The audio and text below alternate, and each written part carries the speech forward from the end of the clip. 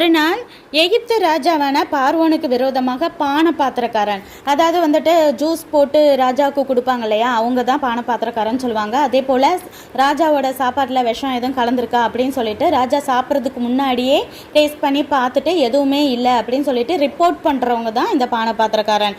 அவரும் சுயம்பாகி, அதாவது ராஜாவுக்கு சமைச்சு கொடுக்குறவரும் ஏதோ தவறு செய்கிறாங்க. அதனால் பார்வோன் அவங்கள ஜெயிலில் தூக்கி போட்டுறாரு. அந்த 2 பேரும் யோசேப்புக்கு கீழே தான் இருக்கிறாங்க. அப்போ ரொம்ப நாளாக இந்த மாதிரி இருந்துகிட்டே இருக்கும் போது ஒரு நாள் யோசேப்போட இன்சார்ஜில் இருந்த அந்த 2 பேருக்கும் ஒரு நாளில் 2 பேருக்குமே கனவு வருது.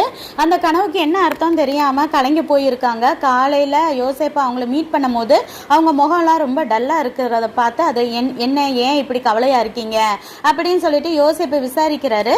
அப்போ அந்த 2 பேரும் சொல்கிறாங்க, எங்களுக்கு இந்த மாதிரி கனவு வந்துச்சு, ஆனால் அதுக்கான அர்த்தம் என்னன்னு தெரியல அப்படின்னு சொல்லிட்டு சொல்லும் போது யோசேப்பு சொல்கிறாரு, நீங்கள் கனவு சொல்லுங்கள், நான் அர்த்தத்தை சொல்கிறேன் அப்படின்னு சொல்கிறாங்க.